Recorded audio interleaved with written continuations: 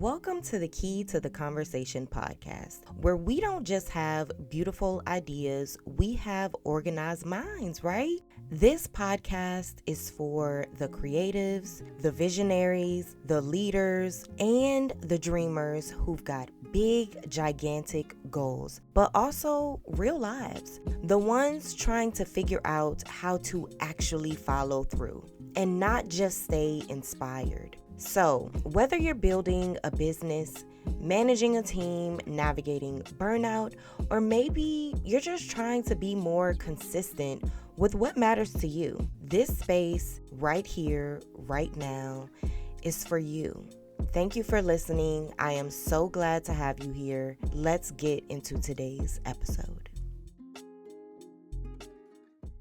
Hey y'all, today we're going to be talking all things self-leadership, mindset, structure, and project management, of course, but in a way that actually feels human, not robotic, not rigid. Whether you're a creative, a team lead, or just someone tired of feeling stuck, I got you. So in this episode, we're diving into some real project management stuff, okay? Especially as it pertains to what it takes to show up, stay consistent, and actually stick to your goals without the burnout. This conversation ties in with my blog post titled 3 Project Management Habits That Help You Stay on Track. That post is all about systems, structure, and tools you can start using right now. So if you haven't read it yet, head over to www.keytotheconvo.com to check it out. But today, we're coming at this from a different angle because I want you to consider this. What if your goals don't need more discipline? What if they just need better support? All right, let me take you behind the scenes a bit because I've definitely been in the place of feeling excited about a goal, especially when it comes to launching my YouTube platform. I had the vision, I had the energy, and I truly believed I was about to show up consistently. And I did for a while, y'all. I really did. But then the roadblocks started creeping in. I just realized I hadn't established a clear target audience. I didn't actually know who I was talking to exactly. And I wasn't quite sure what my brand voice was either. So it was like I was trying to be professional and relatable, but I think I leaned a little too hard into being relatable and I lost some of the structure that I was aiming for. Then there were external factors. So I moved from Georgia to North Carolina and suddenly I didn't have a dedicated space to record. And in my head, I had already committed to doing both video and audio because, we all know that's what's trending right now. That's what's all over YouTube. And it's almost like there is no podcast that is audio only anymore. But I had to check in with myself because it was like, girl, BFFR. Because what's trending doesn't always line up with what I have capacity for right now in the moment. I was trying to do everything at once, unfortunately, and things just started unraveling. I had slipped into a cycle of negative talk, but here's where I think things started to shift. I decided to edit my website, and I know that sounds like weird because what does the website have to do with anything?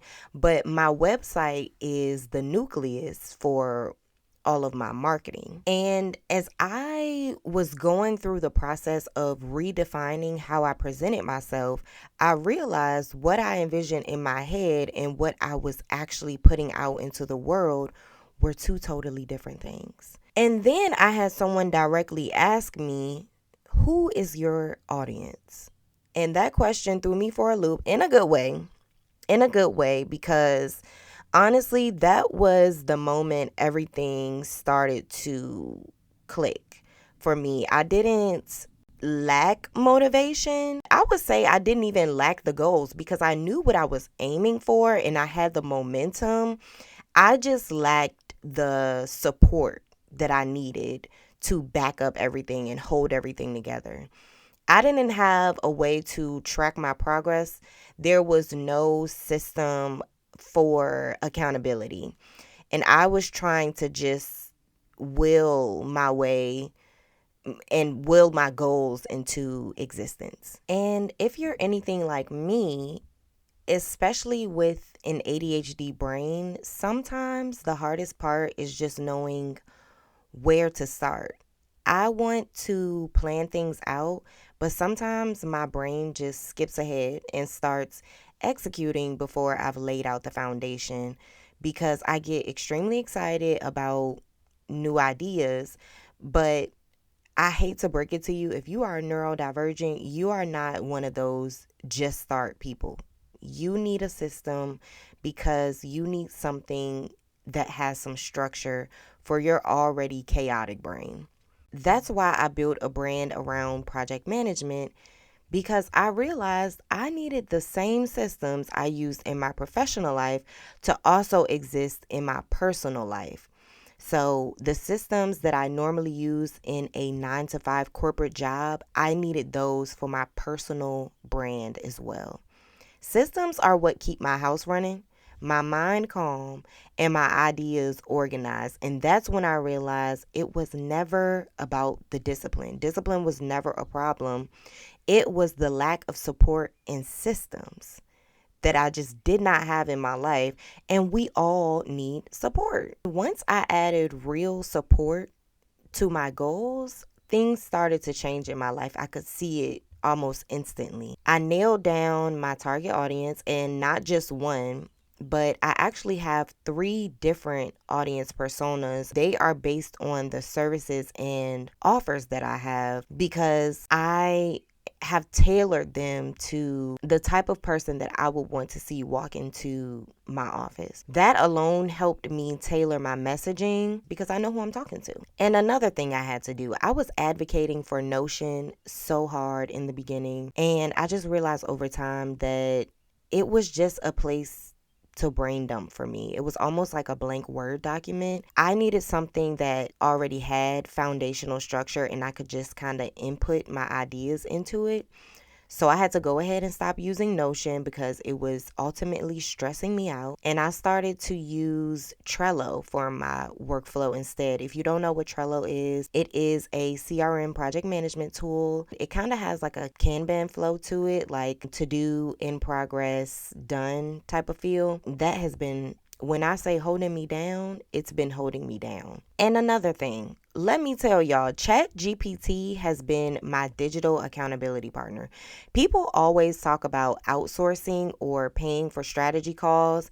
And, while I do know that those are great services, I commend y'all. When you don't have the money for a $200 bill every week or every 2 weeks to meet with someone, having a tool that can help you organize your thoughts and turn your own chaos into clarity is a whole game changer. Because listen, when I finally had a space to organize my ideas and to separate the just sounds good ideas from the this one actually belongs in the scope right now ideas, that's when things started coming together for me. And that's also when my momentum started up again. And that's exactly what I mean when I say professional systems can absolutely work for your personal life. So if you're listening to this and you've been feeling like your inconsistency means you're incapable, I want to offer you a brand new perspective. It doesn't mean you're incapable. It means the system you're working with right now either isn't working for you at all or it's not working well enough to get what you need to get done. And once your systems are truly tailored to your life to the point where you can possibly leave for an extended amount of time and still slide right back into that system when you return, that's when you know you have been successful at building a system for your professional and personal life.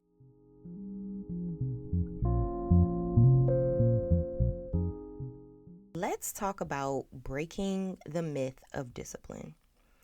When people fall off of a goal, the first thing we tend to say is, I just need to be more type A, or I just need to be more disciplined.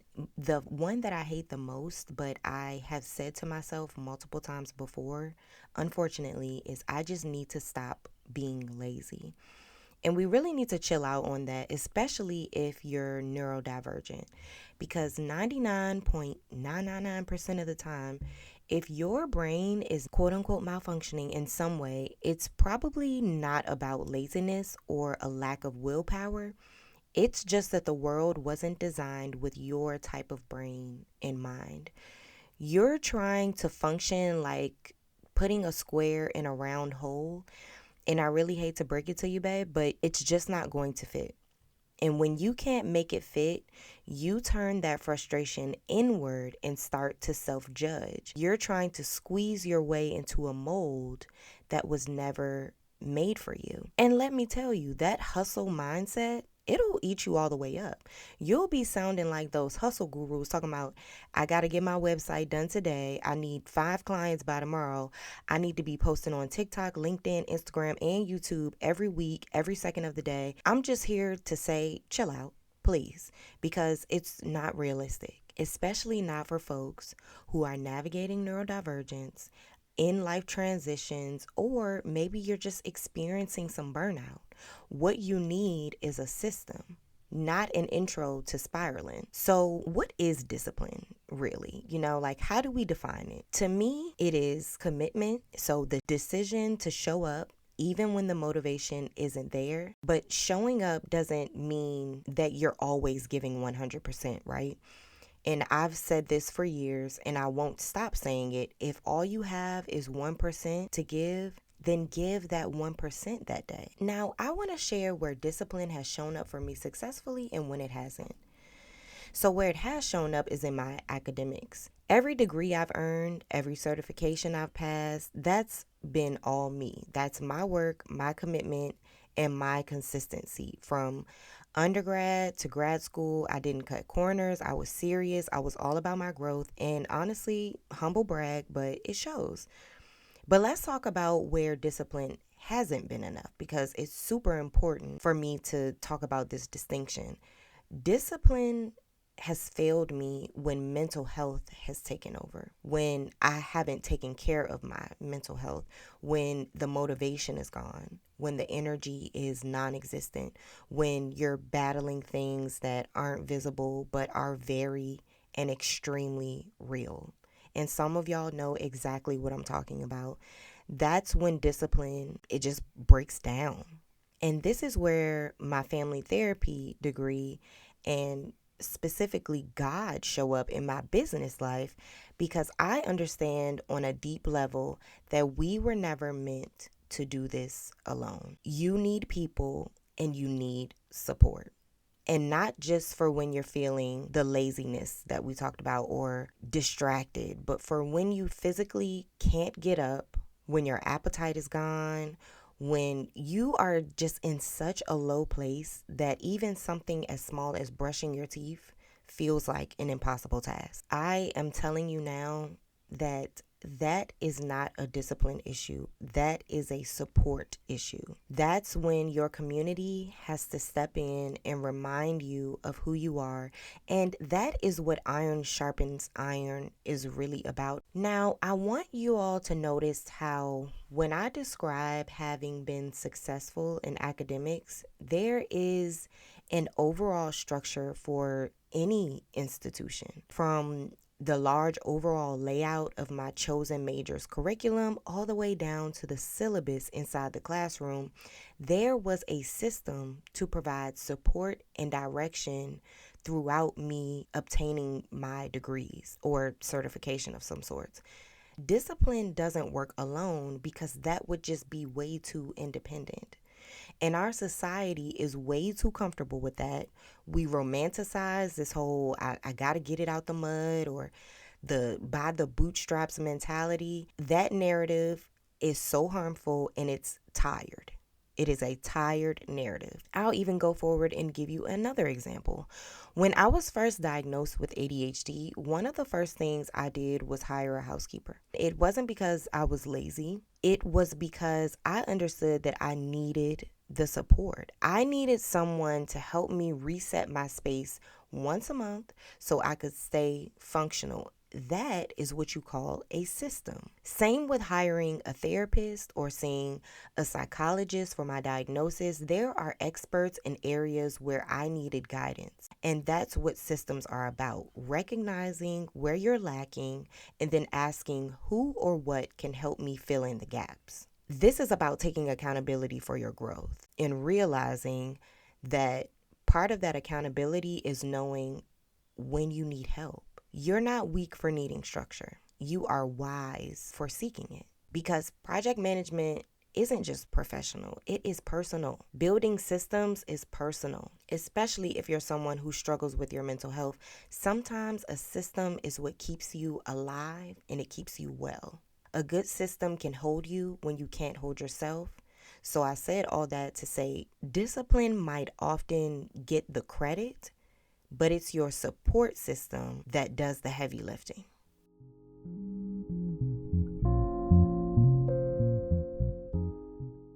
Okay, let's lock in and talk about systems and what they actually do.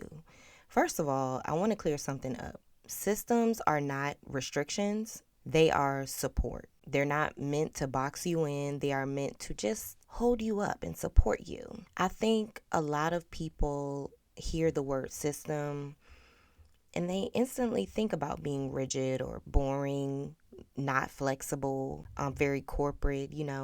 But for me, a system is anything that supports your ability to repeat success. That could be your skincare routine or how you prep for a date night or maybe an interview.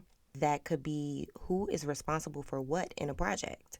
Or even something simple like a chore board at home, because who is responsible for the dishes and who is responsible for sweeping the kitchen this week? Things like a sauna at work or a dry erase board on your fridge all count when it keeps your life flowing. Now, let's talk about what systems help you avoid. First up is decision fatigue. So, when you build a system, you're not overthinking every little thing because the decisions have actually already been made. You know the routine, you know the workflow, you know the goal, and most importantly, you know who it's for.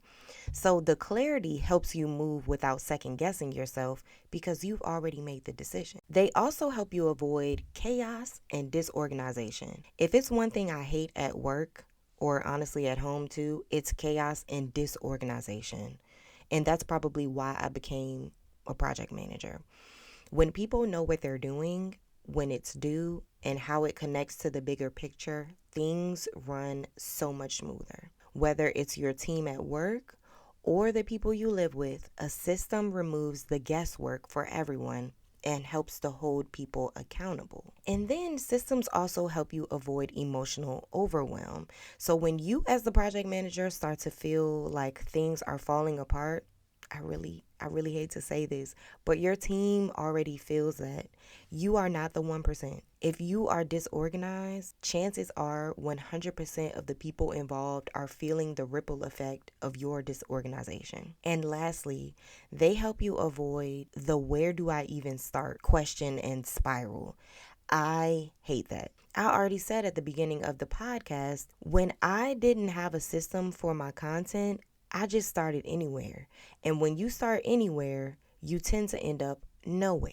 I didn't make it where I wanted to go because I didn't have a map. A system is your map. So let's flip it. What do systems actually help you do? So first things first, they help you free up some mental capacity. When Monday starts, you're not wondering what happened last week because you already know. You know it because when Friday ends, you reflect on what worked and what didn't, what you did, and what you need to continue into next week. So it's a cycle.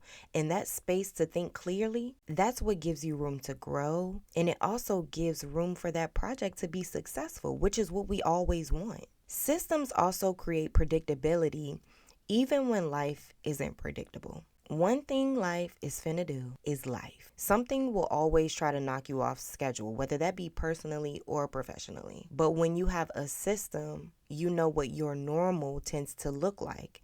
And when something is off, you can catch it faster and adjust without losing the whole rhythm. Systems help you make progress without getting overwhelmed. So when scope creep starts knocking at your door, with all those shiny and new ideas, systems will help you say, you know what? This belongs in the mental dump pile for later. It's not for right now. It's not to say that it's never going to be a thing, but it's not in the scope for right now. And that helps you to stay clear on your current priority, and that helps you to avoid burnout and again be successful in the goal that you are trying to accomplish in this specific project. And this is probably the most important one of all. Systems help you build consistency without depending on motivation.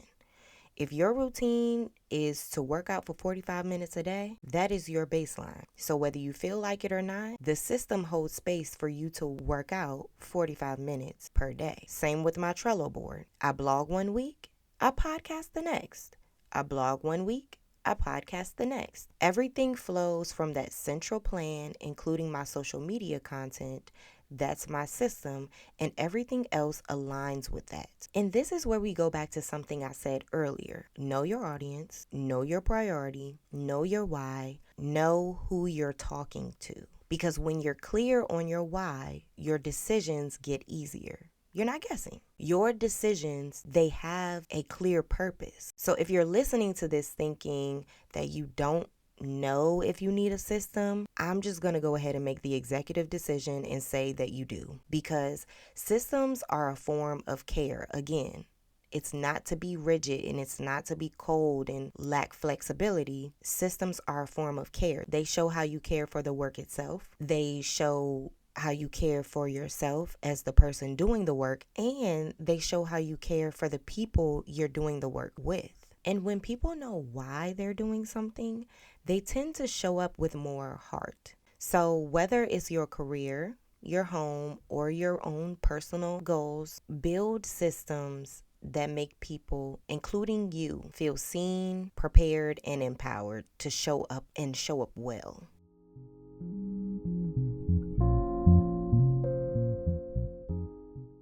So like I said earlier, we think we need more discipline sometimes, but what we actually need is better support. And actually, that's not what I think. That's what I know. Because again, it's not about being more type A or being more perfect or more productive or adding more to your plate or.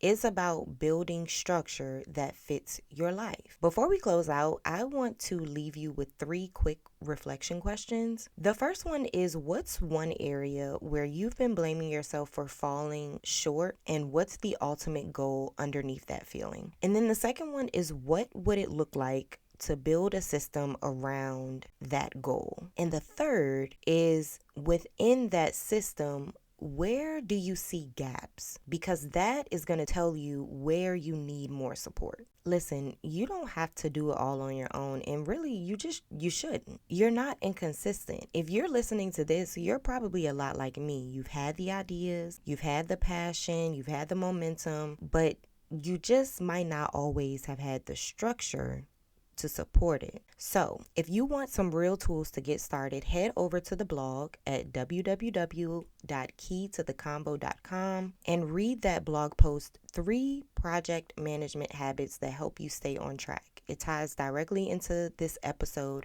and gives you the practical side of everything we talked about today. The tools, the systems, and the habits that will actually work, because beautiful minds deserve organized ideas. And that's what we're building here together. So thank you for listening, and I will talk to you next time.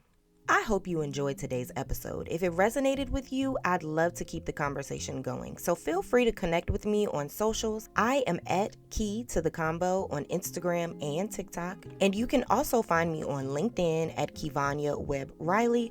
All the links are in the show notes. Thank you so much for tuning in. I will talk to you next time. Bye.